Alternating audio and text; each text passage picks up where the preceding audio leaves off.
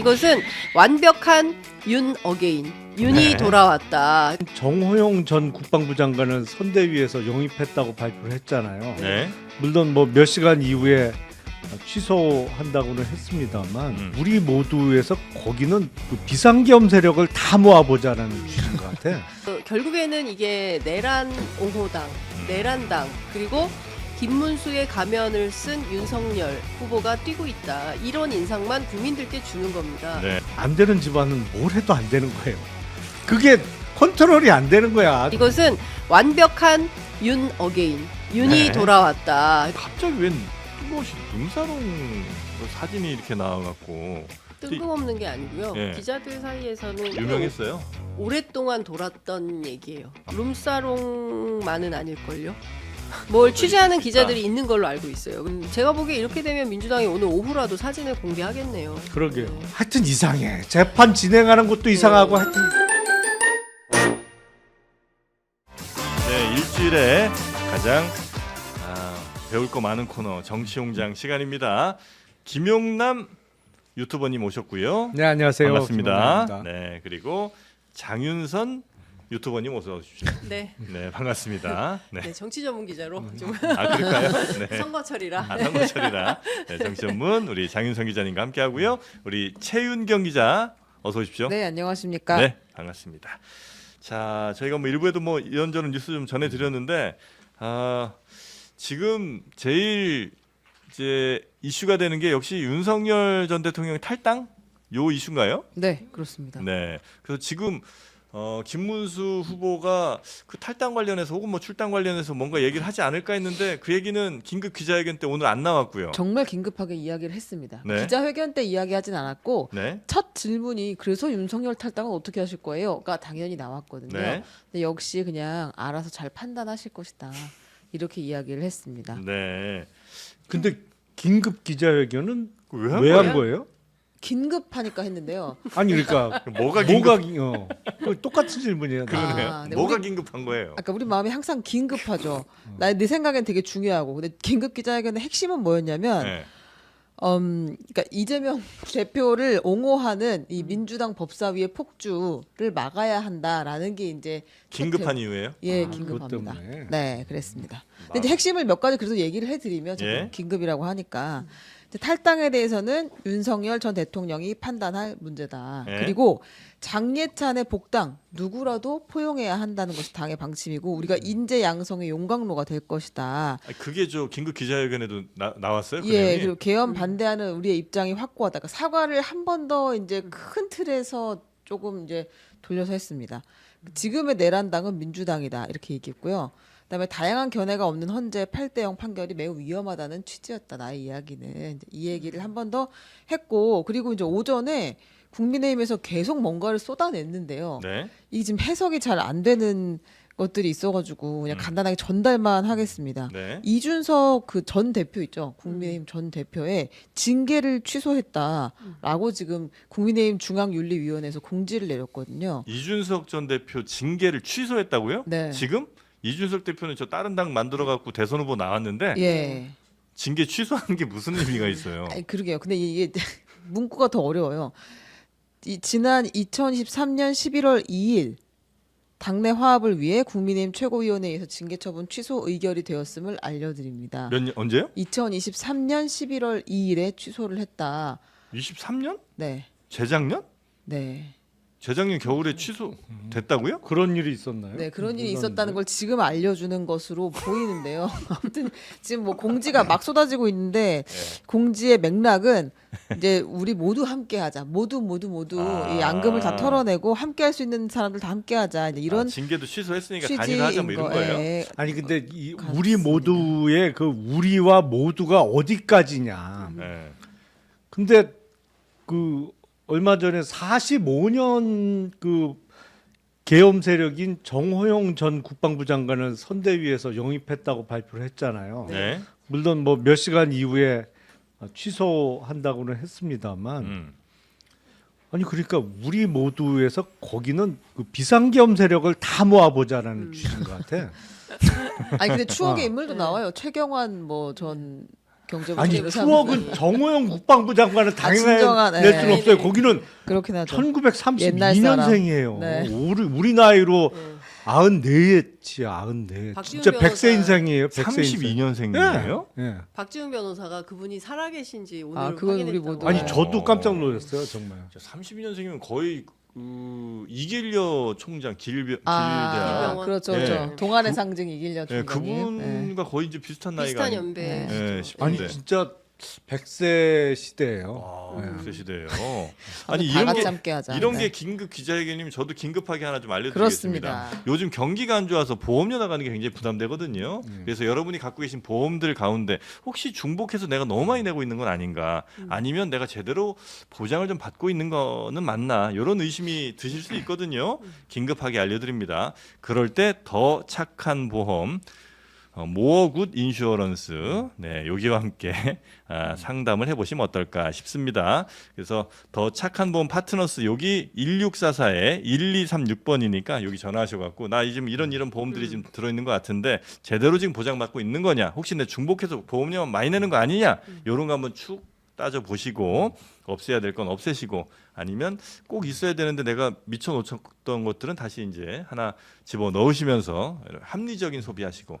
여러분 막 한 달에 300만 원 버는데 막 150만 원씩 보험료 낸 이런 분들 계시거든요. 남 얘기가 아닙니다. 바로 최윤경 기자의 얘기입니다. 예, 네. 그래서 더 이상 그렇게 하지 마시라.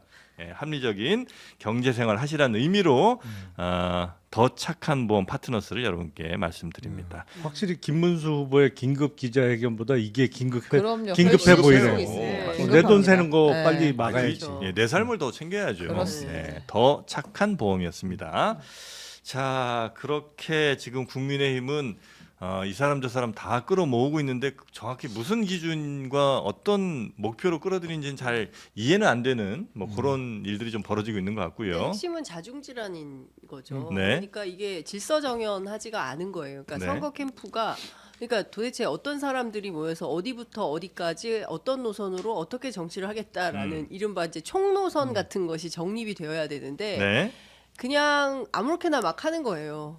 그러니까 그 방금 전까지 김문수 후보를 향해서 알량한 대선 후보직에 연연한다라고 비난했던 사람을 공동선대위원장에 그냥 앉혀놓고 네. 일단 계산은 나중에 하더라도 일단 출발부터 하자. 이런 차원에서 선대위가 꾸려지다 보니까 네. 누구는 누굴 추천하고 누구는 누구를 추천하고 막 이러는데 도대체 이러면 결국 국민들 사이에서는 어떤 인상이 남냐면 어제 석동현 변호사도 들어갔잖아요. 네, 네, 맞습니다. 그리고 오늘 장해찬 씨도 다시 아, 복당을 장해찬 했잖아요. 네. 그러니까 결국에는 이게 내란 옹호당, 내란당 그리고 김문수의 가면을 쓴 윤석열 후보가 뛰고 있다. 이런 인상만 국민들께 주는 겁니다. 네. 그러니까 하나 선거에 중도 확장에 아무런 도움이 안 되는 이런 방향으로 내달리고 있고 스스로 극우임을 자인하니 여기에서 누구를 탈당하라 마라 이런 얘기를 한들 그게 뭐 먹히겠습니까? 그 윤어게인으로 다시 컨셉을 좀 잡은 건가 그런 이런 것 생각이 좀 같아요. 들긴 하더라고요. 예, 지금 이제 새로 영입하는 사람들 쭉 보면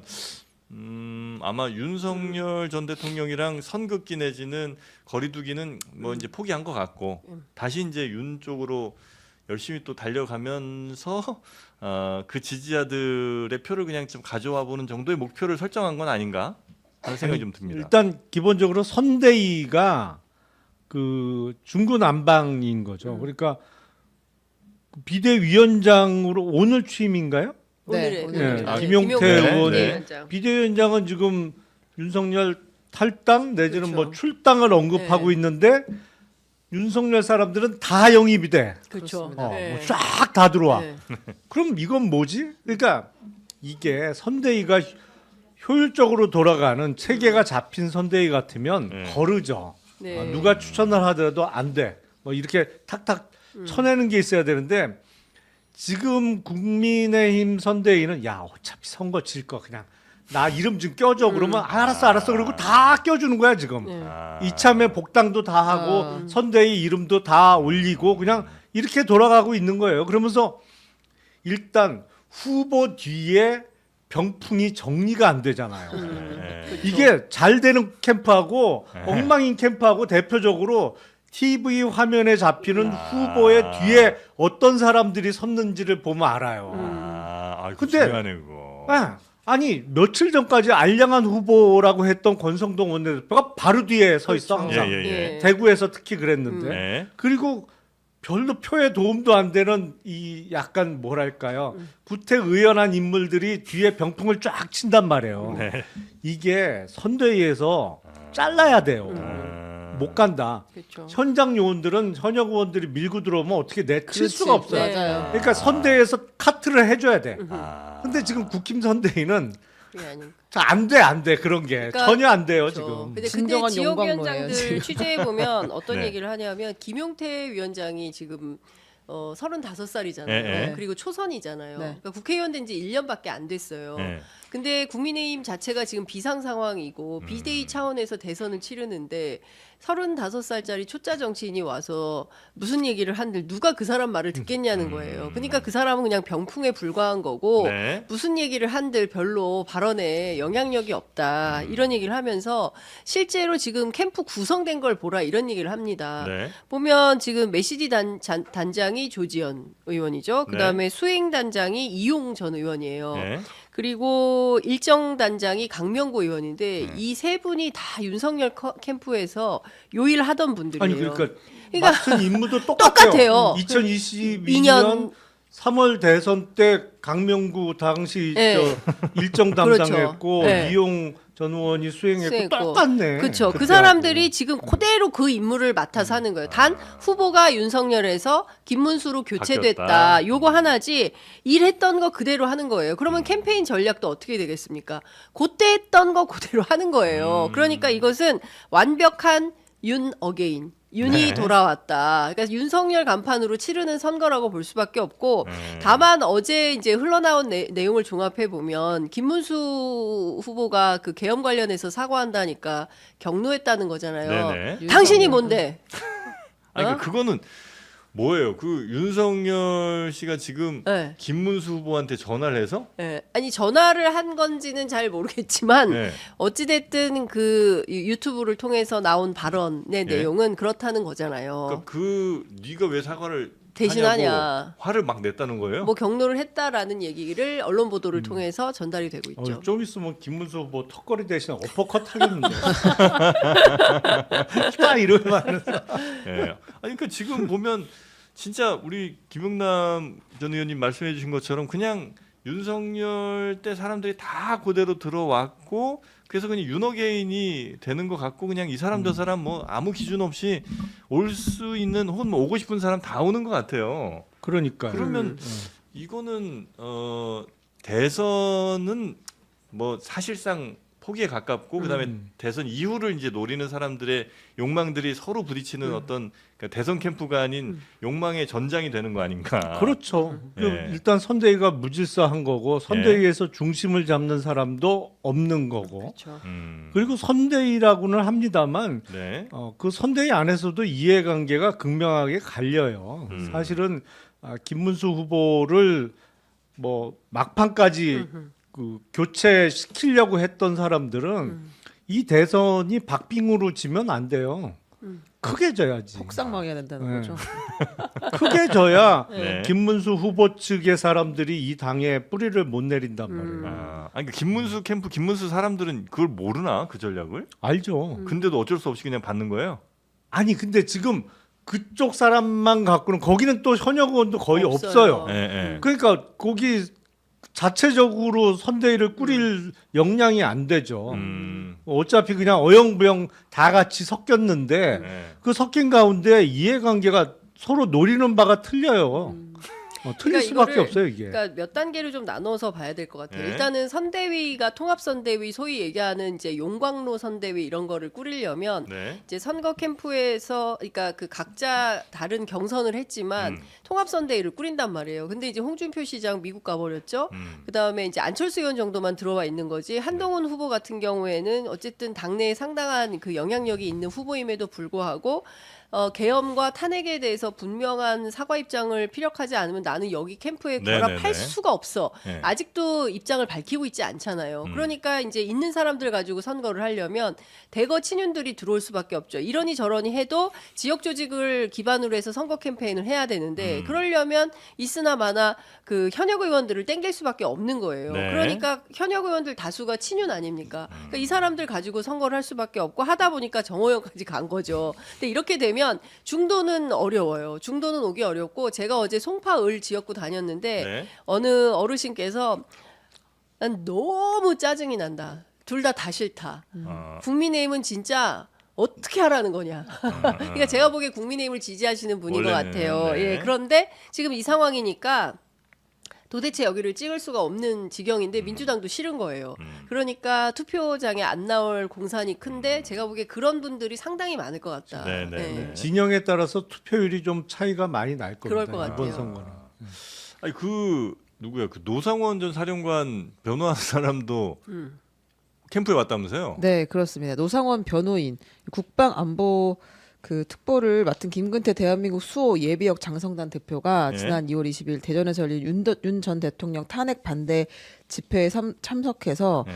윤 대통령은 반국가 세력을 일거에 척결하기 위해서 비상 조치 수단을 썼다. 그게 이제 이렇게 계엄이라는 거죠? 네, 이야기를 했고 그리고 이제 그 내란 중요 임무 종사 혐의를 받는 노상원 전 정보사령관의 변호인 최기식 변호사도 네. 이 김문수 후보 선대위에 네거티브 공동 대응 단장에 임명이 됐다고 합니다. 네, 원래 뭐 대선 같은 거 하면 뭐 네거티브. 워낙 많은 분들이 뭐 캠프에 모이긴 하는데 이건 너무 이제 딱 선명하게 어떤 사람 어떤 일을 했던 사람이라는 게 너무나 이제 잘 우리에게 각인이 좀 돼 있는 상황이라 그렇죠. 이건 근데 좀 최기식 변호사는 아마 지금 국민의힘 당협위원장일 거요.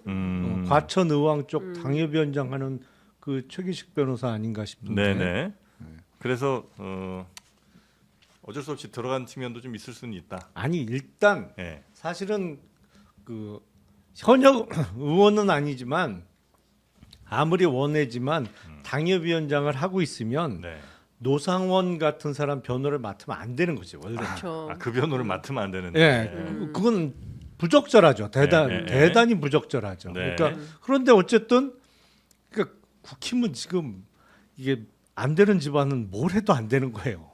그게 컨트롤이 안 되는 거야. 적어도 당협위원장 정도면 그런 사건 변호는 맡으면 안 되는 건데 이미 맡았어.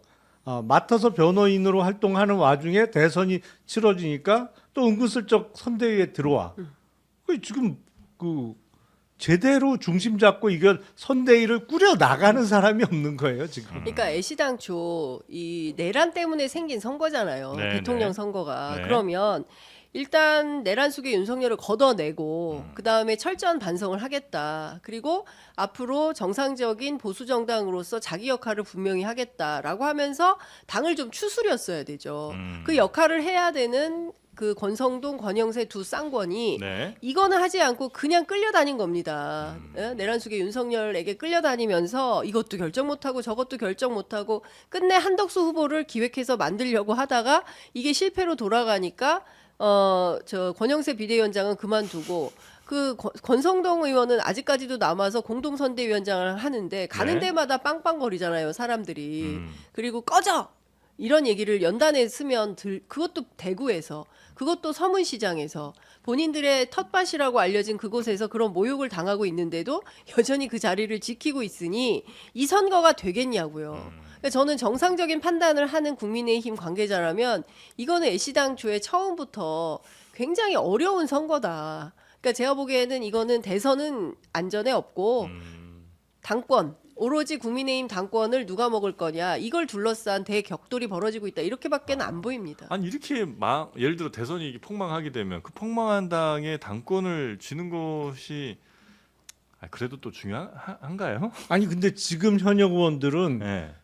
그 2024년 총선 그 와중에도 살아남은 사람들이잖아요. 예. 저게 뭐 개인적인 역량이라보단 지역구가 이른바 그렇죠. 터가 좋다는 얘기인데 그러니까 본인들은 뭐 어쨌든 계속 거기만 지키면 살아남는다고 생각을 하는 거죠. 네. 그때 공천이 되었으면 김용남 의원님은 어떻게 하고 있을까요?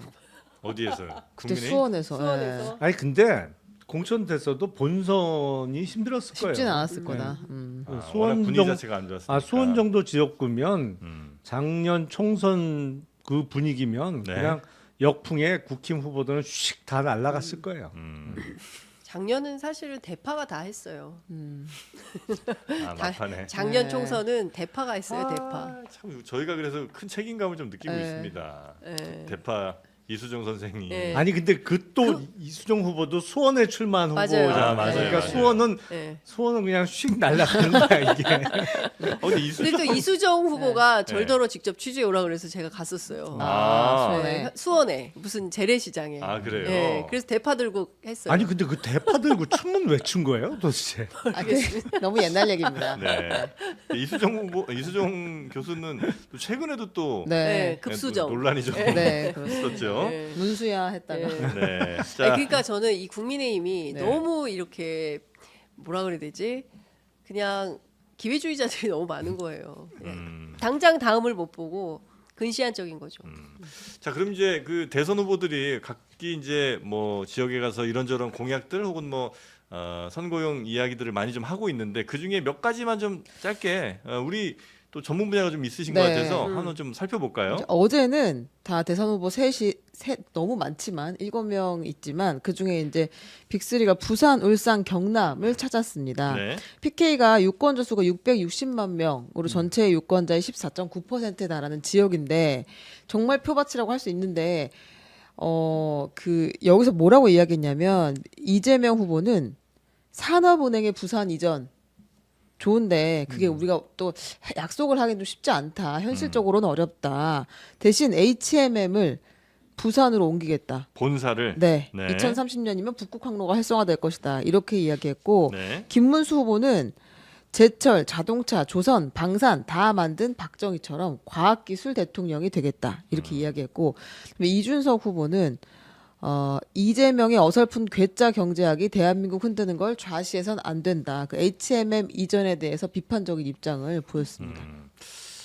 HMM이 이제 현대상선이죠. 현대상선이 아마 당연히 부산에도 이제 크게 회사가 있고 그 다음에 본사가 아마 이제 서울에 있을 텐데 네. 아마 여의도 쪽에 있는 거죠. 네, 영등포구니까 예, 여의도에 있는 것 같은데 그게 서울에 있으면 아무래도 이제 해외와 이제 일들을 많이 할 테니까 그럼 이제 해외에 있는 바이어들이나 뭐 이런 사람들이 뭘 맡기려고 서울로 와서 서울에서 이런저런 얘기를 하니까 본사가 서울에 있는 게 좋을 수도 있고 아니면 정말 이제 부산 쪽에 완전히 집중을 해서 그 항만 있는 그쪽에서 이제 본사까지 가는 게 좋을 수도 있을 것 같긴 한데 그 정부가 이 HMM이라는 회사를 그렇게 옮기는 거에 대해서 이게 가당키는 한 일이냐 아마 이런 식으로 이준석 후보는 좀 비판을 하는 것 같고요. 혹시 의원님은 어떻게 보십니까? 그 HMM이 이른바 공적 자금이 많이 들어간 기업이잖아요. 네. 그래서 사실상 정부 지분이라고 볼 수 있는 게 많죠. 많죠. 예.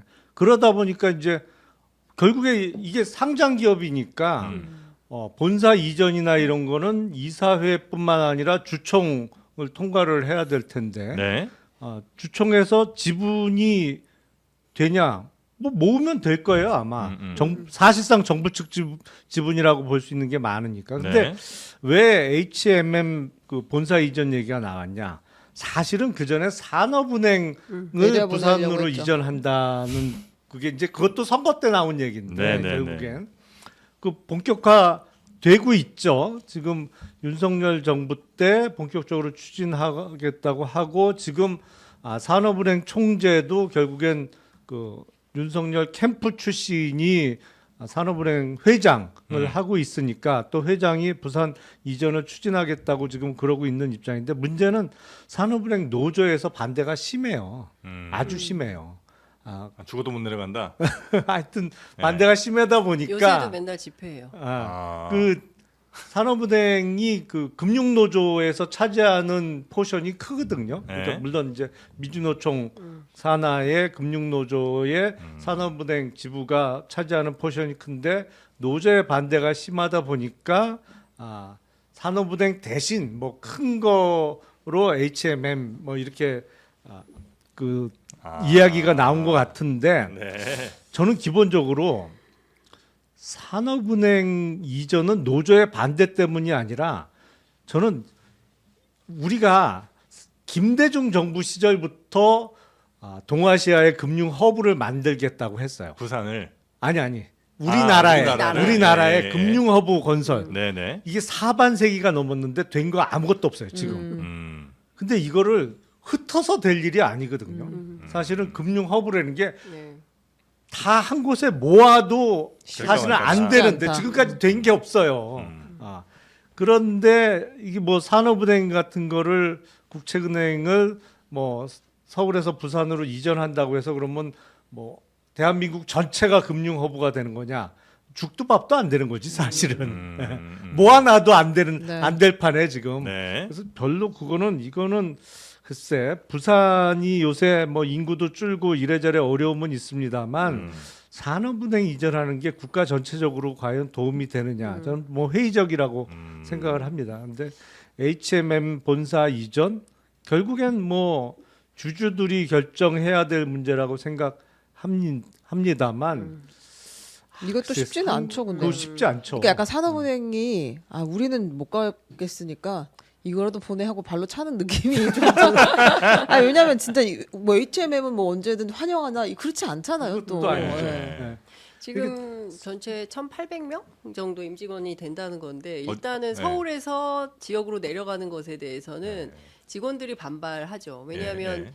당장 그 여기서 애 키우고 뭐 네. 교육시키고 해야 되는데 네. 물론 그렇다고 해서 부산이 나쁘다는 것이 아니라 어쨌든 그런 이슈들이 있을 수 있잖아요. 그러니까 네. 여기서 살다가 갑자기 터전을 바꿔야 되니까 산업은행도 사실은 그 요소가 굉장히 컸던 건데 여기도 이제 비슷한 상황이 될 수도 있겠다라는 생각이 좀 들고 어제 노조 부위원장이 참석을 해서 위원장은 안 왔다 뭐 이런 노조의 반발 이것도 실제로 존재할 수 있겠다라는 우려도 있는 것 같고요. 예. 또 하나는 지금 행정수도 이전 이슈가 있지 않습니까? 그러니까 세종시로 행정수도를 이전하면서 서울은 경제금융 수도로 하겠다라는 거예요. 그러니까 뭐 싱가포르나 홍콩이나 이런 데로 가 있는 금융 산업을 한국으로 서울로 여의도로 집중시키겠다라는 건데 또 빼서 그러니까 이 HMM은 해운으로 부산을 해운 무슨 거점 도시 이렇게 판단을 해서 하는 것일 수도 있는데 여러 가지 이슈가 있을 수 있다. 이제 지금 어쨌든 뭐 공약으로 내걸어서 당장 결판이 나기는 조금 어려운 이슈가 아닌가라는 그러니까 생각이 선거 들어요. 때는 이런저런 공약이나 정책이 많이 나올 수밖에 없는데 그건 이제 선거 이후에는 보다 정밀하게 검토를 해야죠. 선거 때 나온 얘기 다 지키다 보면 그 부작용도 또 만만치 않기 때문에. 네. 네. 하여튼 뭐 노조 측에서는 육상 노조는 아마 반대가 좀 심한 네. 것 같고 뭐 일부 노조에서는 또 동의한 찬성의 데가 목소리를 있고 있다, 동의했다 이런 내부에서도 얘기도 함께 나오고 당연히 있습니다. 의견이 갈릴 그렇겠죠. 수밖에 없는 이슈죠, 이거는. 네. 자 그렇게 이제 어제 PK 지역에 여러 말들 한번 저희가 살펴봤고요. 그리고 오늘 이제 크게 이슈된 거 하나가 직위원 판사인데 이 직위원 판사는 갑자기 웬 뜬금없이 룸사롱 뭐 사진이 이렇게 나와갖고 뜬금없는 게 아니고요. 예. 기자들 사이에서는 꽤 유명했어요. 오랫동안 돌았던 얘기예요. 직위원 룸사롱 예. 사건이 예. 그래요. 그래서 취재하는 기자들이 아마 지금 많고 룸사롱만은 아닐걸요. 그렇다면 룸사롱에 연계된 또 뭘 더 취재하는 있을 수 기자들이 있다. 있는 걸로 알고 있어요. 그래서 이게 어디까지 확산될지는 알 수가 없고 네. 중요한 거는 어제 민주당이 상당한 크로스 체크를 통해서 확보한 자료들이 있는 것 같아요. 그래서 사진도 뭐 몇 장이라고는 얘기를 안 하는데 네. 확보된 사진이 있고 네. 중요한 것은 이런 판사가 내란숙의 윤석열 재판을 하고 있는데 이게 네. 적절하냐. 그러니까 법원이 판단을 그래서 법원이 빠르게 사실관계 확인을 해서 감찰을 하면 추가 공개는 하지 않을 수 있는데 네. 법원이 적극적으로 이 사안을 들여다보지 않고 감찰하지 않고 미적거리면 2차, 3차 추가 폭로를 하겠다는 거예요. 근데 당장 다음 주 월요일에 재판이 4차 공판이 잡혀 있어요. 네. 이 4차 공판을 할 수 있을 것인가? 대한 의문이 생기는 거죠. 지규현 판사가 네, 그 안에 입장 정리를 해야 되는 거죠. 지금 오늘이 목요일이지 않습니까? 네. 그러니까 내일까지만 이 일과가 있는 거예요. 그러니까 토요일, 일요일은 주말이고 월요일은 재판입니다. 예. 지기현 판사가 필요하면 법원 공보관을 통해 입장을 밝히겠다라고 이제 기자들에게 이야기를 했는데 조금 전에 중앙지법에서 발표가 있었어요. 네. 형사 공보관 풀이 나왔는데 지기현 부장판사에 대한 의혹 제기는 내용이 추상적일 뿐 아니라 구체적인 자료가 제시된 바 없고 그로 인해 의혹의 진위 여부가 확인되지도 않았기에 서울중앙지법이 이와 관련해서 입장을 밝힐 만한 내용은 없습니다라고 이야기를 했어요. 지기현 판사한테 물어보진 않은 모양이죠? 아니 그건 본인한테 확인했겠죠. 근데 근데 의혹이 좀 더 구체적으로 나오면 우리가 얘기를 할 수 있겠는데 지금은 그냥 룸사롱 사진만 나왔으니까 이거에 대한 입장을 밝히기는 어렵다라는 걸로 해석이 돼요. 근데 사진을 민주당 공개를 해도- 얘기하는 거로 봐서는 뭐가 더 있는 것 같은데. 아니 그럼 본인이 이 사진 보면 알 거 아니에요. 내가 갔던 데인지 아닌지. 지기현 판사가 이 사진 공개된 사진 보면 아 참 여기 내가 갔었지 아니면 나 이거 처음 보는데 이럴 수 있을 거 아니에요. 근데 예를 들어서 처음 가보거나 한 10년 만에 한 번 갔으면 기억을 해도 이 사진만 보고 만약에 술차례 갔었다면 여기저기 다녔다면 어떻게 기억을 해요? 이런 거? 아 여기뿐만 아니라 여러 군데를 네. 만약에 다녔다면 네. 만약에 그렇게 다녔다면 그만둬야지. 그렇지. 사실은 그렇게 그렇죠. 많이 다녔으면 그만. 이거 보고 명백히 기억 어딘지 헷갈려 이러면 그만두는 게 맞겠죠. 아니 그 본인이 지금 본인 돈으로 뭐 이렇게 술 마셨다면 뭐 몰라도 그게 만약에 정말 여기 지금 제보 내용대로 한 번도 술값 안 내고 누군가로부터 계속 접대받는 게 맞다면 여기 아니라 그냥 그만둬야지. 근데 접대라는 표현이 나오는 거로 봐서 그 업무 관련성이 있다는 얘기인가요? 그러면? 네, 업무가 직무가 관련된 사람으로부터 접대를 받았다는 것이고 거기 동석자가 더 있다는 것이고 뭐 젊은 여성도 있었다는 것이 이제 민주당의 폭로 내용이기 때문에 네. 제가 보기에 이렇게 되면 민주당이 오늘 오후라도 사진을 공개하겠네요. 그러게요. 네. 얼굴이 선명하다라는 게 민주당 노정면 의원의 설명이기 때문에 네. 관련 사진을 이제 갖고 있다는 거잖아요. 네. 아니 근데 그 판사들이 이렇게 접대받는 거에 대해서는 스스로 이렇게 경계하거나 조심하는 이런 분위기가 별로 없어요? 아니면 이 사람이 좀 약간 특이한 있죠. 있죠? 엄청나게 있죠. 당연히 있죠. 아 그렇겠죠? 특히 사건 관련돼서 누굴 만나는 거는 거의 그 터부시하죠. 그 당연한 거고요. 사실. 당연하죠. 근데 근데 만약에 사건 관련해서 정말 여기 룸사롱까지 갔다고 하면 그건 문제가 심각한 거죠. 아니 사건 관련은 아닌데 나중에 이제 어떻게 될지 모르니까 어떤 뭐 로펌 같은 데서 아유 뭐 오늘 저 저녁 한번 하시죠 그래고 저녁 먹고 뭐 2차로 저 룸사롱 가요 이런 경우들은 그럼 좀 많이 있어요. 뭐 특별히 부탁하는 건 근데 아니야. 거의 그런 거는 없어진 것 같던데. 그래요? 아니 근데 김영란법 이전과 네. 김영란법 이후에 네. 엄청나게 많은 변화가 있었잖아요. 특히 학교 선생님들 같은 경우에는 아이들하고 같이 학교에서 케이크를 있는데 n분의 1로 한 거 이거 한 조각 먹어도 되냐 안 되냐 이게 청탁금지법에 저촉이 되냐 안 되냐 요구르트 한 병 받아도 되냐 안 받 여기까지 갔었잖아요. 네. 그런데 대놓고 판사라는 사람이 이렇게 접대를 받았다고 한다면 그것도 1인당 최하 뭐 최고급 강남의 룸사롱이라고 하는데 암만 그 보수적으로 잡아도 100만 원에서 150만 원의 1인당 비용이 든다는 거예요. 그래서 4시 가면은 한 최소 500 정도의 비용을 치러야 되는 그런 고급 술집이라고 하는 것이고 네. 오늘 제가 노정면 의원 인터뷰를 했는데 노정면 의원에 따르면 네. 뭐 제보 받은 내용이지만 이 뭐 분류가 여러 분류가 있다는 거예요. 제가 이런 것까지 설명을 해야 될지 모르겠지만 분류? 예. 그러니까 그 접객원을 고용한 룸사롱이 있고 고용하지 않고 외부에서 부르는 룸사롱이 있대요. 아, 도우미 뭐 이런 거요? 모르겠 그런 분인 것 같아요. 아니 접객원. 그걸 이제 네. 뭐 그 전에 이 그런 거 사건도 많이 일어났죠. 수사도 이렇게 그 속칭 보도라고 하잖아요. 근데 네네. 그게 이 원래는 그 뭐야 취업 알선 뭐 이런 거를 그걸 신고하고 해야 되잖아요. 네. 근데 그런 유흥업소에서 하는 거는 그런 게 전혀 없거든. 그러니까 그게 적발되면 다 법 위반이 되거든요. 아. 예. 근데 이제 그런 고용된 인원이 있는 그런 곳이라는 거예요. 그래서 근데 이- 거기는 어떤 유형이라는 거예요? 그러니까 고용이 된 인원이 있는 아. 네 접객원이 고용된 그런 네네네. 룸사롱이라는 겁니다. 어질어질합니다. 아, 지금. 네. 정규직이라는 거죠 거기는. 모르겠어요. 정규직인지 비정규직인지는 모르겠고. 뭐 4대 보험까지 가요 지금. 아니, 그냥 아무튼 하여튼 그런 예. 그런 곳이다라고 이제 민주당에서는 확인을 한 것 같아요. 네. 실제로 거기 현장에도 가보고 했겠죠. 그래서 네. 이게 그런 내용이 있는데 어쨌든 본인은 아니다라는 내용의 네. 이제 법원의 입장이 나온 걸로 보면 네. 어쨌든 이거는 치열한 공방전이 있을 걸로 보입니다.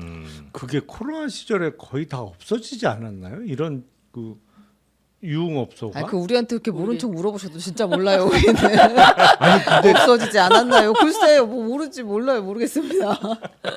저도 뭐 아니 가본 적은 있는데 네. 한 15년은 넘은 것 같아요. 아. 네네. 그래서 근데 그 뭐 제일 옷- 큰 기점이 근데 확실히 그거였던 것 같아요. 김영란법이 진짜 아. 컸고 그 다음에 말씀하신 대로 코로나가 진짜 컸다. 자, 하여튼 그래서 예, 지금 갑니다. 지기현 판사에 대해서는 민주당이 아마 오늘 정도에 추가로 뭘 또 공개하지 않을까 싶다. 이 네. 정도 하고 넘어가겠습니다. 그 사실 이 얘기를 하려고 지기현 부장판사 이야기를 꺼낸 건데 네. 이건 정말 지기현 스타일인가 싶을 정도로 뭐랄까 좀 이렇게 우유부단합니다. 김용현, 노상원 같은 내란 혐의 공범 재판을 증인 신문할 때 비공개로 계속 하는 거예요. 너무 이상하죠. 네, 그래서 비공개 재판에 대한 시민 단체들의 문제 제기가 계속 있었습니다. 네. 이 내란 사건이라는 것이 혐의라는 것이 사실은 전 국민에게 영향을 미쳤고 당연히 이제 알 권리가 보장되어서 공개 재판이 되어야 하는데 왜 자꾸 비공개를 하는 거야?라고 이제 계속 시민 단체가 지적을 했거든요. 네. 근데 어제도 재판을 시작할 때는 다 이제 앉아 있다가 그 비공개 심리 할 테니까 증인 신문 할 때 모두 다 나가세요. 그래가지고 이제 변호인까지 다 나가라고 했다는 거예요. 근데 여기 방청석에 있던 시민단체 활동가가 손 들고 얘기하면서 의견서를 냈다고 합니다. 네. 아니 이거 진짜 실체적 진실을 알아야 하는 재판이니 공개로 좀 해주셔야 되는 거 아니에요? 그랬더니 지기현 판사가 그런 지적이 많아서 저도 좀 고민하고 있어요. 검찰이랑 얘기를 잘 해가지고 이제 좀 우리가 알 권리 침해하지 않은 방향으로 긍정적으로 검토를 해보려고 합니다라고 얘기를 했다고 합니다. 그래서 이제 공개 재판으로 바뀔 가능성이 생겼다. 귀가 굉장히 얇은 스타일인가 봐요. 아니 귀가 얇다 이게 뭐 지규현 판사 개인의 어떤 그 뭐 자기가 공개하고 싶으면 공개하고 비공개하고 싶으면 비공개하고 이래서는 안 되는 재판이잖아요. 내란 재판인데. 그렇죠. 도대체가 노상원이라는 사람이 네. 무슨 연유로 그렇게 노상원 수첩에서 드러난 방식대로 여러 가지 기괴한 계획을 세웠는지 이 햄버거 모살의 실체는 뭔지 이 사람이 단독 범행인 건지 아니면 배후에 누가 있는 건지 누구의 지시를 받고 이런 말도 안 되는 것을 노상원 수첩에 적은 건지 왜 사람들을 폭사시킬 계획을 세웠는지 연평도는 왜 끌고 가려고 했던 건지 네. 영현백은 뭐며 우리가 확인해야 될 게 너무 많잖아요. 네. 근데 노상원에 대해서 알 수가 없어요. 심지어 저는 이 저 참여연대 이지연 간사 군인권센터 임태훈 소장뿐만 아니라 기자들도 방청을 불허하고 있다는 게 문제입니다. 기자들은 보게 해야죠. 네네네. 뭐 시민단체 활동가들이 와서 문제 제기하는 게 아유 뭐 귀찮고 어쩌고 해. 그러면 뭐 당신들은 나가세요 한다 하더라도 기자들은 재판을 보고 기록할 수 있게 해야 되는 거 아니겠습니까? 네. 아니 민주공화국이라면서요, 자유대한민국이라면서요, 자유민주주의 국가에서 재판을 비공개로 재판을 한다는 게 이게 있을 수가 있는 일입니까? 저는 이게 지귀현이라는 판사의 어떤 독특한 캐릭터의 문제로 볼 수 없다. 네. 이거 굉장히 심각한 문제가 있다. 법원이 가만히 있는 게 더 이상한 겁니다. 사회적으로 혹은 뭐 국가적으로 굉장히 중요한 재판의 경우에는 국민들의 알 권리가 훨씬 더 폭넓게 보장은 돼야 될 거 그렇습니다. 아니에요. 예. 아니 그리고 기본적으로 재판은 공개 재판이 원칙이에요. 특별한 이유가 있으면 비공개할 그렇죠. 수 있는 그게 거고. 국가 안보를 이유로 일부 비공개를 할 수는 있으나 그거는 원칙은 아니죠. 그건 아주 예외적인 상황인데 지금 이 내란 재판은 네. 마치 비공개가 원칙인 것처럼 그 진행되고 있단 말이에요. 그러니까 네. 정말 이해하기 어려워요. 그거는 그러니까 재판을 공개를 해야 되는 거고 그 중에 정말 국가안보상 아주 예민한 사안이 있다. 이게 주로 이제 외국과의 어떤 문제가 나올 때 그럴 수가 있는데, 뭐 그럴 수 있겠네요. 예, 네. 마쿠에서 어떤 뭐 조율을 했다든지. 근데 내란과 관련해서는 국가안보상을 이유로 비공개할 게 뭐가 있지?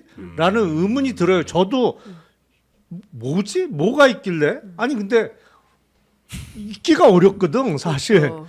근데 대부분의 재판을 비공개로 지금 하고 있단 말이에요. 그러니까 하여튼 이상해. 재판 진행하는 것도 이상하고 하여튼 이상해요. 여기. 아니 그 네. 국가안보 이슈와 관련해서 서해 공무원 사건, 예. 예, 동해 간첩 사건인가? 동해 여부 사건. 네. 이 두 가지 다 그냥 이것도 이제 안보와 관련된 거 다 공개 재판했잖아요. 예. 그리고 성범죄 관련해서 정말 민감하고 예민한 뭐 아동과 관련된 거라든가 아. 이런 게 있을 때는 그건 이제 피해자 보호를 그렇죠. 위해서. 그럴 수 있어요. 네. 근데 그게 아니라 이건 내란을 도대체 누가 획책한 거며 왜 이런 짓을 했으며 노상원과 관련해서는 기자들이 거의 취재한 내용도 없고 수첩 딱 하나 나온 거예요. 네. 그리고 그와 관련해서 검찰이 어떤 내용을 어떻게 수사했는지도 그냥 나온 게 거의 없습니다. 근데 재판에서라도 그런 게 확인이 되어야 되는데 그조차 확인 못하게 하는 건 이건 말도 안 되는 거죠. 네. 지기현 판사는 도대체 왜 이걸 갑자기 그러면 아니 그러니까 네, 이게 비공개를 갖고 이렇게 어떤 결정을 할 때 이유가 확실하고 예. 저 일관된 원칙이 있으면 이렇게 안 흔들릴 거예요. 모든 게 다 흔들려요. 여기는 비공개로 하다가 문제 제기가 되면 그럼 다음부터 공개를 검토하겠다고 하고 아니 그리고 뜬금없이 지하 주차장을 이용해서 피고인이 외부와의 접촉 없이 그냥 법정으로 바로 이용할 수 있게 그건 물론 이제 서울 고등법원장의 권한입니다만 두 번을 그렇게 허용하더니 세 번째 재판부터는 지상으로 다녀. 아니 뭐 그럼 앞에 두 번은 왜 그랬던 거예요 도대체? 아니 뭐가 원칙이 없어 그러니까요. 재판이. 판사 이름을 이렇게 우리가 그리고 안 거는 나는 거의 처음인 것 같아요. 누구 어떤 재판을 맡고 있는 판사 이름을 이렇게 뉴스에서 많이 보고 아니 이제 그러니까 또 하급심 판사 알리는 이름까지 다 많지는 알잖아요. 않죠. 우리가 헌법재판소 재판관 이름 다 안지는 오래됐고 네. 최근에는 대법원장이 대법관 한 이슈죠. 이름까지 다 알고. 네. 와, 네. 참 대단합니다. 우리 잘못했으면 성관위원들 이름도 외울 뻔했어요. 자, 하여튼 지기현 판사가 지금은 국민 알 권리 침해하지 않은 방향으로 다시 검토해 본다는 얘기를 하고 있습니다만 정확히 어떤 결정을 내릴지는 모르는 상황이고요. 그리고 민주당에서는 지기현 판사의 부적절한 어떤 뭐 접대 뭐 관련해서 추가 증거를 아마 오늘 내일 중으로는 더 공개를 할 것 같은 그런 상황입니다. 자, 다음도 한번 볼까요? 네, 이제 어제 법사위가 열렸어요. 조희대 청문회, 대법원장 청문회가 있었는데 예상했던 대로 조희대 대법원장하고 대법관 12명 모두 출석하지 않았습니다. 대신 서석호 변호사가 출석을 했어요. 서석호 변호사님. 네, 서석호 변호사는 박선원 의원이 파기환송 모의서를 제기했었는데 그때 S 변호사라고 지목됐던 당사자입니다. 무슨 상황이었냐면 조희대 대법원장이랑 윤석열 전 대통령을 연결하는 연결고리로 서석호 변호사가 등장을 했었거든요. 네. 그러니까 이재명 후보 상고심 판결 전에 윤 대통령 탄핵 사건 변호인이었던 정상명 전 검찰총장하고 한덕수 전 총리를 조희대 대법원장이 만났다는 거예요. 그러면서 내가 이재명 사건 알아서 처리하겠다라고 이야기했다는 제보가 민주당에 들어왔다. 이게 민주당 어쨌든 연결 고리 중에 가장 핵심 고리가 서석호다라는 주장이 있었는데요. 어제 나와가지고 이분이 자기 하고 싶은 말 다 했습니다. 그 뭐라는 거예요? 뭐였냐면 연결고리가 맞대요? 아니래요? 나는 윤석열 전 대통령하고 대학 동기는 맞다. 대학 동기 맞고 친분이 있다. 근데 친분이 있고 한덕수 전 총리하고 조희대 대법원장하고는 전혀 친분이 없다. 아마 이 말을 하려고 나왔던 것 같아요. 그런 주장을 했고 그리고 이제 여기서 또 힌트를 몇 가지 던지고 가는데요. 서석호 변호사가 네.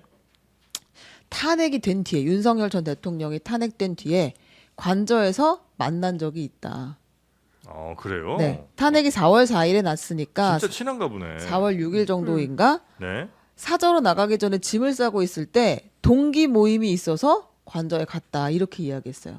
우리가 그때 물을 왜 이렇게 많이 썼느냐, 요리사들이 왜 이렇게 들락날락했느냐를 의무심을 가졌었잖아요. 탄핵되고 나서 뭐 연회하는 거 아니냐고 네, 했는데 매일 밤 파티한 거 아니야 했는데 실제 그 모임 중에 하나가 확인된 겁니다 지금. 동기 모임. 대학 동기 모임을 했던 것 같아요. 그러니까 그런 탄핵 것 이후에. 같습니다. 탄핵 네. 당했는데 대학 동기 모임을 관저에서 했다고요? 그렇죠. 그러니까 그것도 좀 대단히 그러니까 이상하죠. 그러니까 4월 4일 날 파면이 됐잖아요. 네. 그리고 4월 14일까지 관저에 머물렀잖아요. 근데 요 사이에 웬 무슨 파티쉐들 이렇게 많이 무슨 뭐 모자 쓰고 이런 사람들이 다 들어간 거냐. 예. 이런 비판과 논란이 있었는데 그 사이에 여러 모임이나 만찬 같은 게 실제로 있었을 것 같고 그 중에 이제 하나가 서석호 변호사가 말한 그 동기 모임이 될 수 있겠다라는 거고 저는 민주당에 막 여러 가지 제보들이 막 들어오는데 그게 약간 뭐 착종돼서 서석호 변호사가 본인이 나와서 직접 해명하겠다. 원래 이병철 변호사가 뭐 변호인 비슷하게 자기가 같이 출석을 하겠다고 제안을 했었는데 네. 서석호 변호사가 됐다 내가 혼자 가겠다 이제 이렇게 얘기를 하고 직접 출석을 해서 이 윤과의 인연은 있지만 내가 한덕수 총리나 그다음에 그 조희대 네. 대법원장이나 뭐 이쪽하고는 신분이 없다. 전혀 아는 바 없다 이제 이 얘기를 뭐 말씀하신 대로 하려고 했었던 것 같고 한덕수 조희대 정상명 고리는 네. 어제 서영교 의원이 또 폭로를 했어요. 네. 한덕수, 조희대, 조희대, 정상명. 예. 예. 그래서 조희대 대법원장이 한덕수, 정상명 뭐 이렇게 만난 자리에서 이재명 그 대법원으로 넘어오면 처리하겠다. 뭐 이런 논지에 발언을 했다라고 하면서 녹음 파일을 공개하기도 했어요. 어떤 한 여성의 제보자 음성이 네. 이제 담긴 건데 그러니까 민주당에서는 이 사법 쿠데타가 어떤 한 사람의 또 돌발적인 우발적인 행동으로 감행된 것은 아니다라고 보는 것 같고요. 큰 틀에서 보면 네. 윤과 함께했던 동기들, 뭐 이게 서울법대, 뭐 경북고 라인 정도 뭐 의심을 하는 분들도 계시고요. 그리고 이제 조희대 대법원장을 중심으로 한 이 세력들이 함께 뭘 하고 있는 거 아니냐라는 의심이 있고 관련된 내용은 수사를 통해서 나올 수밖에 없기 때문에 네. 조희대 특검을 통해서 확인해봐야 될 것들이 많다 이런 판단을 하고 있는 것 같습니다. 그러니까 대법원이 이재명 재판 들어오면 빨리 우리가 어떻게 뭘 해볼게 작전 한번 짜볼게 이런 얘기를 했다는 제보가 있다는 거죠 현재는. 그렇죠. 예. 근데 거기에는 관련된 사람이 아마도 저 대법원장 그다음에 한덕수 그다음에 정상명 요 세 사람 정도가 좀 연결이 있는 것 같고 그거는 이제 서영교 의원의 주장이고 제보를 받은 주장. 예. 네. 그리고 이제 그 전에 의심했던 거는 이 서 변호사 그다음에 대통령 그다음에 조 대법원장이 이렇게 셋이 이제 연결이 좀 돼 있는 건데 그 가운데 역할을 이 서 변호사가 한 거 아니냐 네. 이런 의혹이 좀 있는 거고요. 네, 그렇습니다. 아유 복잡들하다. 네. 근데 아직까지 결정적인 뭐 증거 같은 건 아직은 나온 건 없는 거고요. 네, 그런 것 같습니다. 네. 자 그리고 또 어떤 뉴스 있습니까? 아, 그리고 하나만 더 전달을 드리면 네. 그 서석구 변호사가 김건희 여사랑 만난 적 있느냐는 질문도 받았었는데 김건희 여사와 네, 네. 예. 김건희 여사도 만난 적이 당연히 있다. 예. 대통령 취임 후 자리가 있어서 갔는데 제 기억에 삼청동 쪽에 한옥 같은 곳이었다. 이렇게 이야기를 했습니다. 삼청동. 삼청동 쪽에 한옥 같은 데다라고 하니까 정청래 법사위원장이 삼청동 안가 말씀하시는 거죠? 이제 이렇게 얘기를 하니까 그거에 대해서는 얼버무렸어요. 그러니까 근데 그 삼청동 안가 모임이 주목받는 이유는 거기가 윤건영 의원에 따르면 바 형태로 바꿨다는 거잖아요. 네. 술집 비슷하게 바 형태로 바꿔놓고 그 삼청동 안가에서 12월 4일 비상계엄이 터지고 나서 그 이튿날 소위 얘기하는 법조 4인방 모임이 있었던 곳인데 네. 여기에서 김건희 여사를 만났다고 하면 어떻게 되는 건지 추가 확인이 좀 필요해 보인다라는 네, 생각이 네, 좀 네. 듭니다. 그러니까 안가 모임에 당시 영부인도 같이 갔다는 얘기인데 그 친하기는 확실히 친한 모양이네요. 네. 뭐 취임하고 나서 안가 네. 모임에도 가고 탄핵되고 나서 관저에서 모임도 나오기 가고. 전에 거기 어. 뭐 만나고. 일종의 작별 모임에도 가고 친하기는 친한 모양. 그러네요. 시작과 끝을 함께 했네. 네. 자, 그리고 그 한국 정책 방송원 KTV라는 아. 데가 있는데 네, 네. 여기가 뭐 누풍자했던 어떤 가수를 유튜버를 고소를 하려다가 말았다는 뭐 이런 이제 뉴스가 나왔습니다. 아, 네. 고소를 했다가 네. 고소를 취하했다는 건데요. 이게 뭐예요, 내용이? KTV가 예. 윤석열 전 대통령하고 대통령실 직원들의 합창 영상 있잖아요. 네. 정 프로님이 특히 좋아해서 여러 차례 봤던 그 힐링 영상. 그 설날에 했던 거 네, 그건가요, 혹시? 우리의 사랑이 필요한 거. 변진섭 그 씨도. 영상. 네, 그거 저거 네. 너무 좋아합니다. 네, 근데 네. 요거를 네. 풍자한 영상을 만든 사람이 있는데 네? 그 유튜버를 저작권법 위반으로 고소를 했다가 저작권법으로요? 네.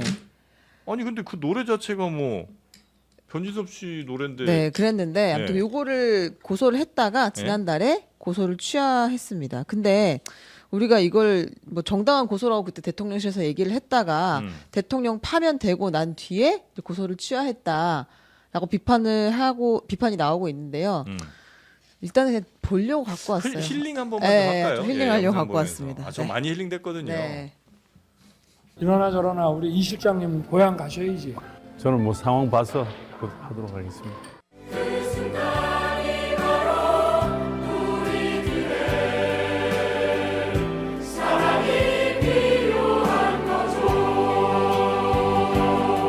그 순간이 바로 윤석열의 탄핵이 필요한 거죠. 아, 노래를 잘하시네. 네, 잘하시네요. 아, 근데 저는 진짜 윤석열 전 네. 대통령이랑 그 우리의 사랑이 필요한 거죠. 그 영상을 진짜 너무 좋아해요. 네, 진짜 좋아하시죠. 네, 좀 죄송스럽긴 한데 진짜 그 영상만 보면 입가에 이렇게 미소가 저절로 지어지고 아직까지도 너무 좋습니다. 왜 좋아요, 근데? 저는 손발이 약간 이렇게 오그라들지 않아요? 그러니까 그게 좋은 그 포인트예요. 그게 좋아요. 네. 예. 거기서 이렇게 애들 이렇게 올 때 아이고 봉 주워가지고 예, 이렇게. 아유 엄마 뭐 이렇게 하잖아요. 그런 연기 같은 거가 저는 그걸 너무 좋아하는 이상한가 봐요, 제 성격이. 너무 어색해서 좋은 예, 거예요. 예, 네. 그런 막 어색해하고 막 이런 자체가 너무 좋고. 웃긴 거죠 그게. 예. 그럼 제가 좀 이상한 거죠? 아니 다 웃겨요. 네. 아니 웃긴 건 맞는데 그걸 그렇게 좋아하는 건 좀 좋아해요. 이상한 거예요. 그죠. 저 한 20번 봤어요. 그 영상. 진짜? 예. 이상해. 우리 좀 약간- 방송에서도 여러 차례 들었어요. 네. 너무 좋아해서. 기분 좀 약간 처진다 싶으면 그거 영상 들어갖고 다시 올리고 네. 예, 그랬던 아, 기억이 좀 있습니다. 그렇구나. 이제 그런 영상을 다시는 이제 볼 수 없다고 생각하니까 좀 아쉽기도 하고. 계엄이 필요한 거죠. 이런 게 있었던 꼭 패러디들이 있었던 것 같습니다. 네, 그때 욕 많이 먹었습니다. 여튼 네. 그거 고소를 취소를 했는데 네. 그게 이제 탄핵과 관련이 좀 있다 이렇게 이제 본다는 거죠? 아닌가요, 그거는? 아니, 뭐 KTV 측은 고소 취소 이유에 대해서 파면과는 관련 없다라고 해명을 했는데 사실은 그 고소할 때도 눈치 보고 고소를 한 거였겠죠. 누가 뭐 이런 노래 한다고 막 그 KTV가 고소하는 것도 웃기는 일이잖아요. 근데 네. 이제 뭐 뻘쭘하니까 이제 뭐 이걸 끝까지 가냐 이렇게 판단한 것 같습니다. 네. 근데 저는 KTV나 국회 방송이나 공공재잖아요. 예. 근데 KTV 영상 그 무단으로 썼다고 그래서 그 정권 초반에 그 뉴스토마토, 오마이뉴스 이런 회사들 맞아. 출입 정지까지 시켰을 그랬었나요? 거예요. 네. 뉴스토마토는 끝내 아마 제명철인가 이렇게 된 걸로 알고 있어요. 네. 그 무속 논란까지 보도를 하고 그래서 저는 이게 그 대통령실 눈치를 너무 많이 보는 거죠. 물론 네. 이제 임명을 그러니까 윤석열 정권에서 했기 때문에 네. KTV 사장이 눈치를 안 볼 수는 없겠으나 공공재에 해당하는 거기 때문에 이걸 저는 법률로 정하든지 해서 누구나 다 쓸 수 있도록 카피레프트를 좀 해야 된다. 그러네요. 네. 네. KTV 같은 데는 사실 그쵸 우리 세금으로 이제 그렇습니다. 그렇죠. 예. 하니까. 근데 좀 써야지 이거를 못 쓰게 하는 건 좀 그렇지 않습니까? 예. 지금까지 KTV 영상 썼다고 그렇게 문제 삼은 적도 별로 없었잖아요. 없었어요. 그죠? 그동안 한 번도 오히려 더 적극적으로 좀 알려달라는 거였죠. 언론사들에서 예. 이렇게 그냥 갖다 그렇죠. 써도. 국회 방송도 그렇거든요. 근데 네네네. 그 윤석열 정권에서 굉장히 특이한 현상 중에 하나가 이 KTV였어요. 그렇습니까? 네. 자, 혹시 또 저희 놓친 뉴스가 있을까요? 많이 놓쳤는데요. 네. 이거 하나 다뤄도 될까요? 뭐죠? 아니 저의 관심사인데 그 민주당에서 지금 사법부 압박에 나섰잖아요. 예. 조의대 특검법을 추진하고 있고 대법관을 30명 혹은 100명까지 파격적으로 늘려서 네. 권한을 분산시키겠다라는 법원조직법 개정안도 추진을 하고 있습니다. 네. 공직선거법상 허위사실 공표죄 조항도 수정해서 이게 통과가 되면 그 행위라는 것을 구성 요건을 삭제하게 되면 이재명 후보 그 재판도 면소로 끝낼 수 있다라는 이제 계산한 것으로 보이는데요. 면소로 끝난다는 거는 아예 그냥 죄 자체가 없어져 버리는 거죠? 네, 그렇습니다. 근데 지금 이제 그 공직선거법 개정안은 법사위 통과가 돼서 본회의에 올라갈 수 있는 상태가 됐고 그리고 법원조직법이나 또 조의대 특검법, 헌법재판소법은 법사위 소위로 넘어갔어요. 네. 그러니까 여기서 합의해서 다시 전체회의로 넘어올 그런 가능성이 있는데 민주당 내부를 보면 이걸 다 통과시킬 생각은 없는 것 같고 이제 압박 요소로 이렇게 다 발의를 했는데 그 중에 이제 필요한 것들만 좀 통과를 진짜 꼭 시키려고. 필요한 게 뭐예요? 그러니까 제가 개인적으로 법원 출입을 하면서 느꼈던 건 예. 법원이 정말 경기 일으키기 싫어하는 건 대법관을 늘리는 거예요. 아, 대법관 늘리는 거에 대해서는 법원이 너무너무 싫어해요. 그러니까 조의대 특검법은 아마 두렵지 않을 겁니다. 될 거라고 생각도 안 할 것 같아요. 예. 근데 대법관을 늘리는 건 진짜로 싫어하고 이건 가능성도 있을 것 같이 보이니까 지금 예. 법원에서는 이건 안 되는데 이제 이런 왜 판단. 싫어하는 거예요? 권위가 떨어진다고 생각하는 그러니까 거죠. 그 회사가 직원이 300명인데 부장님 100명 되는 것처럼 느끼는 것 같아요. 아니지. 아닌가요? 사장이 10명 되는 거지. 사장이 10명 되는 것처럼 느끼는 것 같아요. 음. 그거를 옛날부터 상고법원을 하겠다고 했을 때부터 음. 상고 허가제를 도입하는 것도 본인들이 추진하고 상고 법원도 만들 수 있다고 하는데 음. 대법관을 늘리는 것만은 안 된다. 아니 경우에 자기들 일 시달리지만. 줄어드는 건데 왜 싫어하지? 그리고 이제 대법관인 사람들은 싫어할 텐데 만약에 대법관 하고 싶은 사람들은 14명이면 너무 들어가기 힘들잖아요. 근데 한 100명쯤 되면 잘하면 할 수 있잖아. 그러면 내 대법관 아니 권위가 떨어지잖아요. 근데 대법관이 100명 되면 대법관을 할 게 아니죠. 헌재 재판관을 그러면 해야죠. 헌법재판관이 거기가 훨씬 훨씬 더 상황이 세진성이 있구나. 생기죠. 네. 그래서 참. 근데 저는 대법관을 확 늘려야 된다고 생각합니다. 예. 네, 우리나라만 그런 것도 아니고 음. 뭐 우리 법이 독일에서 왔잖아요. 대륙법이니까 네, 예, 뭐, 일본 네. 거쳐서. 뭐 독일도 그 연방법원의 대법관이 몇 명이라 그러더라? 200명인가? 꽤 많은 걸로 알아요. 네네. 프랑스도 마찬가지고. 네. 그래서 뭐 대법관을 늘린다고 해서 대한민국 그 국민들이 재판받는데 무슨 불이익이 생기거나 이런 거 아니잖아요. 다만 대법관이 소수의 대법관이 이번 같은 경우에는 국민들의 참정권마저도 경우에 따라서 박탈할 가능성이나 개연성이 있었기 때문에 국민들이 이번에 이거 법원 개혁이 굉장히 중요하고 필요하다라고 자각하게 된 계기도 된 거 아닙니까? 네네. 그런 측면에서 보면 대법관 수를 늘려서 권한을 분산하는 것은 필요한 일이다. 국회의원 수도 대폭 저는 늘릴 필요가 있다고 생각을 하거든요. 네네. 그런 측면에서 같은 맥락으로 저는 이해를 하는데 뭐 저는 법률 전문가는 아니니까. 네. 네. 하여튼 뭐 개인적인 의견으로는 네. 뭐 대법관 크게 늘리는 게 맞는 것 같다.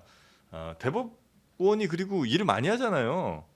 많이 하겠죠. 워낙 사건 수 대비 인원을 비교해 보면 예. 사실은 인간이 처리할 수 없는 사건 양이죠. 그렇죠.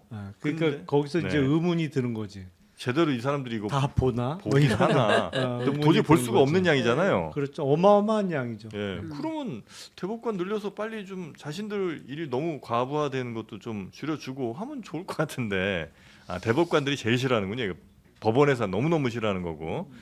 그러나 이게 그런 게 있는 거죠. 이제 대법원은 최고 법원이잖아요. 예, 대법원 판례가 한번 나오면 하급 법원은 다 그거에 따라야 된단 말이죠. 근데 그 대법관이 너무 많아지면 대법원 판결 사이에 충돌이 생길 가능성이 좀 있거든요. 지금은 딱 대법원의 소부라고 해봤자 딱 3개예요, 부가. 그렇죠. 네, 4명으로 네, 네. 이루어지는 소부 3개인데 예를 들어서 뭐 100명이다. 그러면 소부가 한 25개쯤 나와야 되잖아요. 네. 그럼 소부 간의 충돌이 판결이 되는- 충돌될 가능성. 그렇게 되면 전원합의체로 넘어가서 거기서 통일된 거를 결정해야 되는데 예.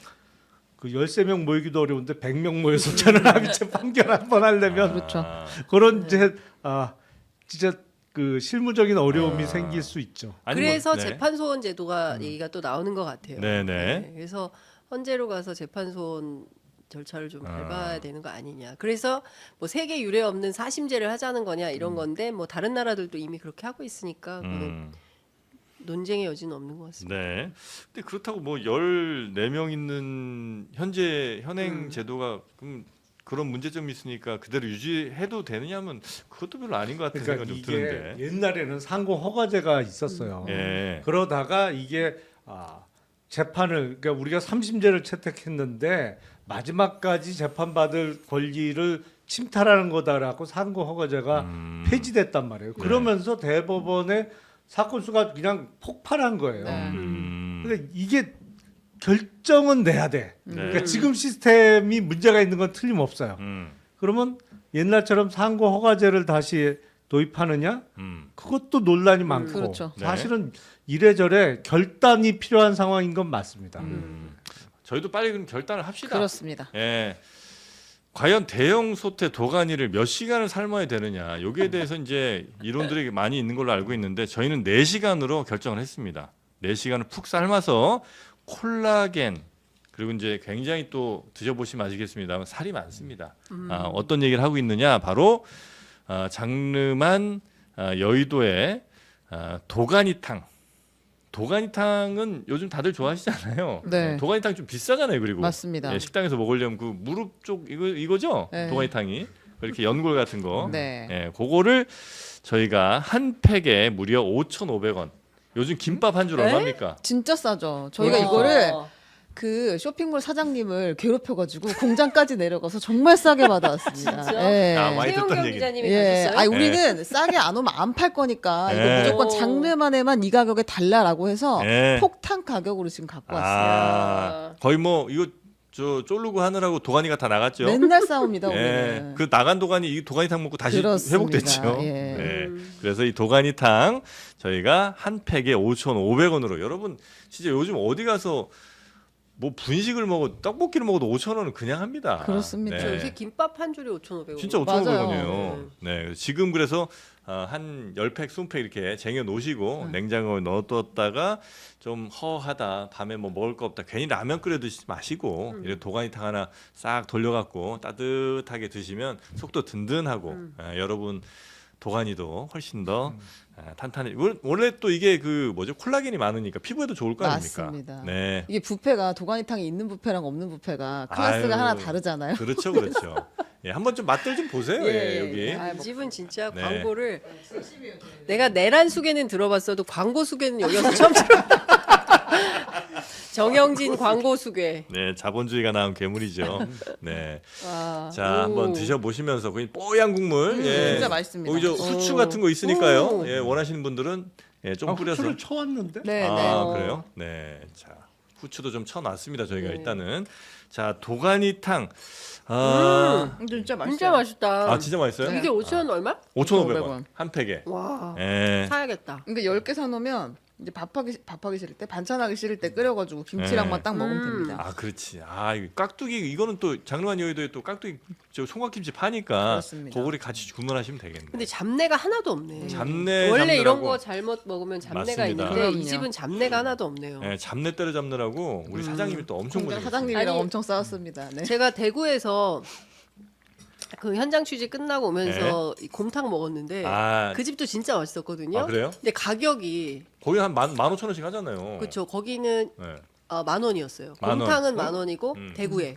아 곰탕 10,000원이죠. 곰탕- 도가니탕은 무조건 15,000원 이상입니다. 그렇죠. 네. 네. 곰탕이 10,000원이었어요. 예, 도가니탕 중에 또 특 시키잖아요. 무조건 2만 원 넘어갑니다. 그러니까. 예. 왜 안 드세요? 빨리 드세요. 아 저도? 아, 저도 먹어도 될까요? 근데 진짜 맛있어요. 너무 죄송스러워서 그렇지. 아유, 제가 고맙습니다. 국밥부 장관이어가지고 제가 국밥에 되게 엄격하고 아 맞아. 우리 저 최윤경 기자가 국밥을 정말 좋아해요. 정말 그래서 좋아합니다. 이 동네에 있는 국밥집들은 다 최윤경 다다 예 기자. 맞습니다. 일주일에 3번씩 순댓국 먹잖아요. 아, 김영남 가면, 의원님은 가면 사장님이 되게 친한 척해요.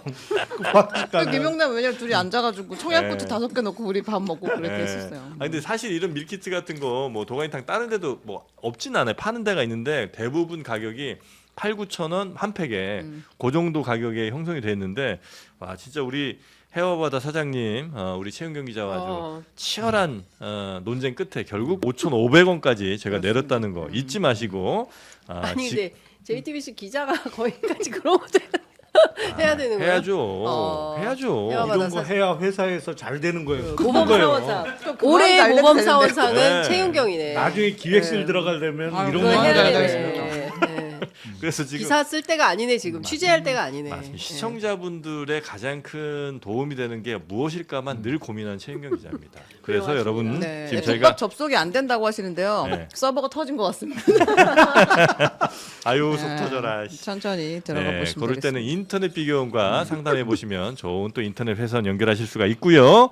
자, 그래서 저희 영상 아래에 링크가 있고 아니면 네이버에서 해와 바다 이렇게 검색하시면 바로 지금 폭풍 구매하실 수 있으니까 5,500원 진짜 하는 맛있다. 네, 다 드시고 가시면 되겠습니다. 자, 이따 또 저 열심히 또 일하러 가셔야 되잖아요, 우리. 네. 네, 다음 스케줄 있으시니까 네, 여기서 많이 드시고 가세요. 한 그릇 말아 드시고 다음 방송도 말아 드시면 되겠습니다. 자, 그럼 저희는 요 정도에서 마무리하고요. 내일 금요일입니다. 네, 내일 오전 11시에 다시 여러분 건강한 모습으로 찾아뵙도록 하겠습니다. 오늘 함께해 주신 여러분 대단히 감사하고요. 고생 많으셨습니다. 고맙습니다. 네, 감사합니다.